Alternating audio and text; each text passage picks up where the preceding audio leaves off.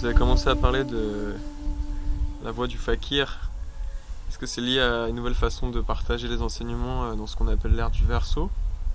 Comment vous voyez la chose quand vous posez ce terme, fakir?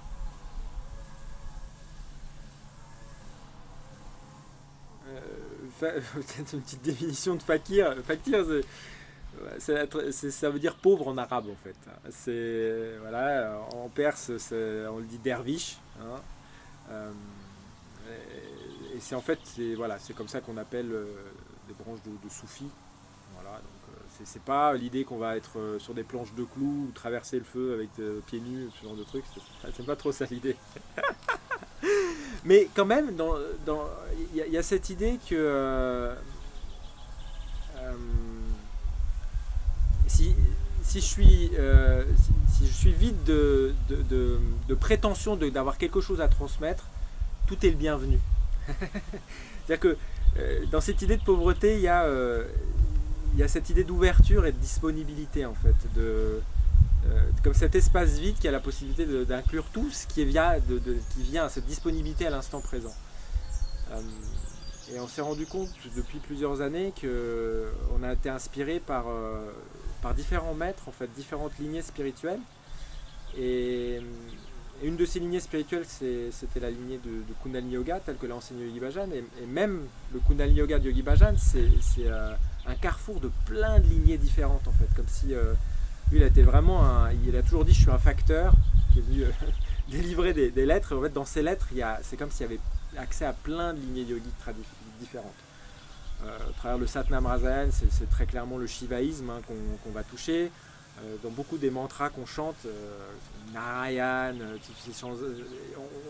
on va toucher plus au vishnouisme, au tout côté bhakti dévotionnel qui s'est beaucoup développé à l'époque de Guru Nanak, des gurus comme Ramanand, Kabir, etc. C'était vraiment l'élan du cœur, le vishnouisme, et prier Dieu sous les formes de Ram, Hari, ce qu'on entend beaucoup dans le Sri Guru Granth Sahib, donc c'est le vishnouisme.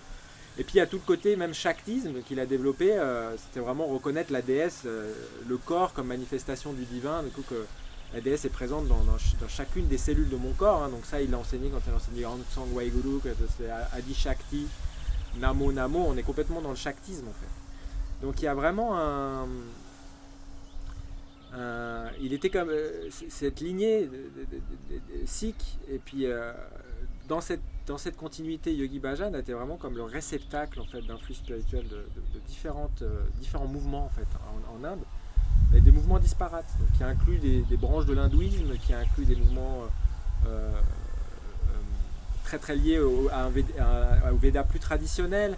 Et ça inclut aussi les mouvements soufis, parce qu'on était dans le nord-ouest de l'Inde, donc toute l'influence pakistanaise, Afghanistan, etc.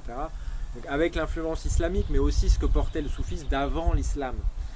Donc on est dans quelque chose, on parle d'une tradition comme aujourd'hui, si c'était quelque chose de très cadré. En Inde, on va demander à un hindou ce que c'est que l'hindouisme, ça n'existe pas l'hindouisme, à part pour un occidental. C'est toujours des transmissions en fait, de bouche à oreille, et c'est quelque chose qui est tout le temps vivant. Et les Indiens sont très bons pour inclure des nouveaux éléments, s'adapter au contexte, et puis se rassembler autour d'un maître inspiré qui va réactualiser les enseignements, les formuler d'une autre manière, sachant que ce qui est important c'est la sagesse qui sous-tend les enseignements et qui n'est pas la connaissance livresque. Et c'est là où il y a quelquefois un décalage entre Orient et Occident, c'est que vraiment dans la sagesse orientale, il y a ce côté de sagesse vécue, empirique, et que nous tout de suite on met ça dans des cases et on se dit voilà, ça a été enseigné comme ça, alors c'est comme ça, c'est 3 minutes. Bien sûr, dans un kriya, il y a une sagesse très très profonde. Et si on commence déjà par changer le kriya, on n'aura pas accès à cette sagesse-là. Mais le kriya ne sera vivant que s'il est vu pour ce qu'il est, en fait, dans son imbrication subtile, dans cet élan, en fait. C'est un élan, c'est un souffle, un kriya. C'est une manière qu'a l'énergie de circuler et de se déployer. Et un kriya, s'il n'est pas senti, on peut faire 40 jours un kriya pour se remettre dans une nouvelle boîte. Et du coup, c'est un peu ce qu'on s'est rendu compte, c'est que Yogi Bhajan a donné des enseignements tellement riches que nous, c'est aussi en allant voir d'autres maîtres, d'autres traditions, qu'on a pu comprendre la richesse de ce qu'il avait pu transmettre.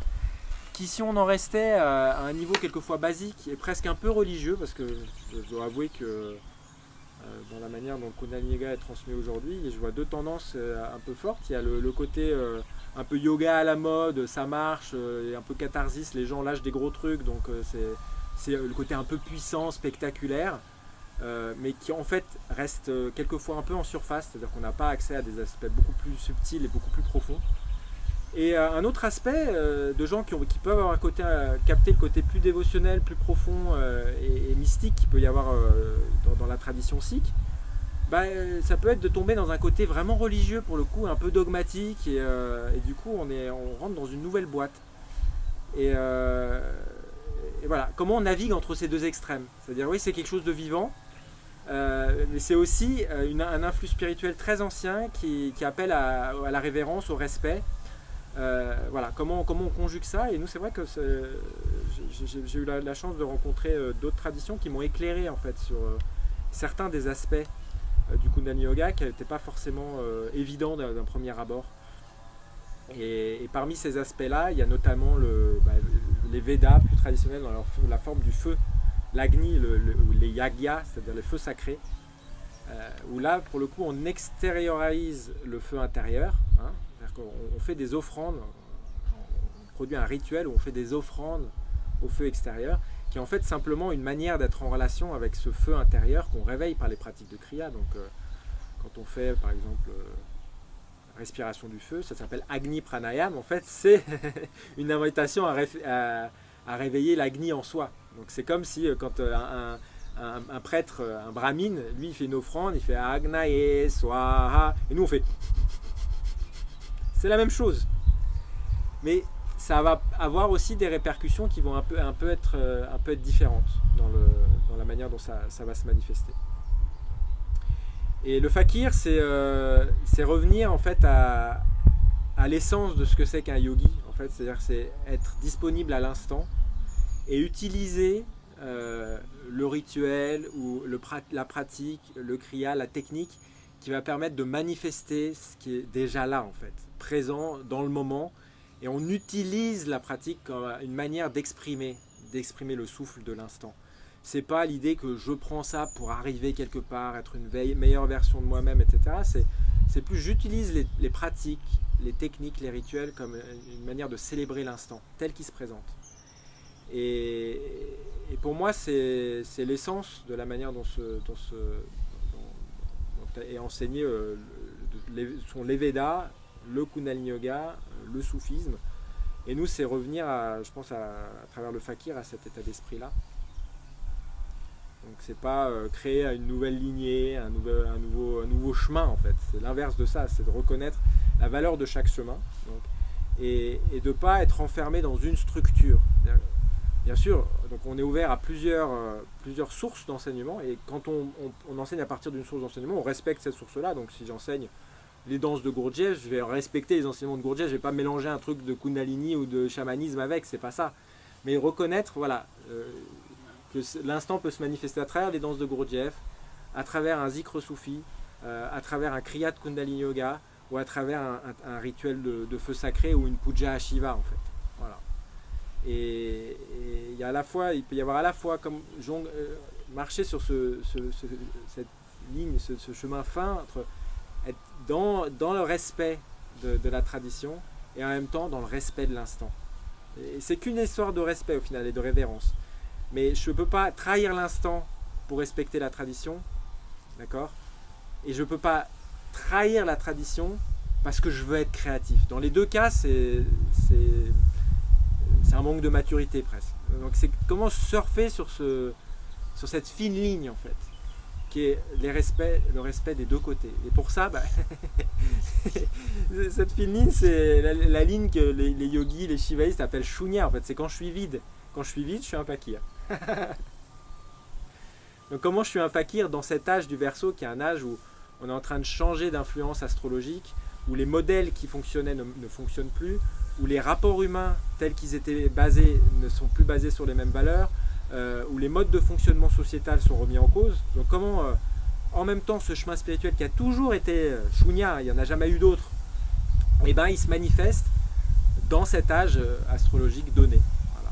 La sagesse, ces enseignements, ils sont universels, ils traversent les âges, mais ils ont une manière de se transmettre et de se cristalliser dans cette ère astrologique qui n'est pas la même que dans l'ère des poissons qu'on a vécu pendant 2000 ans, qui était basée sur un système très hiérarchique, très pyramidal, où une personne, dans le système gourou-disciple, il y avait une personne qui était responsable il y a quelqu'un qui venait lui baiser les pieds, donc il lui donnait son pouvoir, et puis il lui retransmettait en le bénissant de l'autre côté, donc, et du coup il jouait le rôle en fait du feu sacré.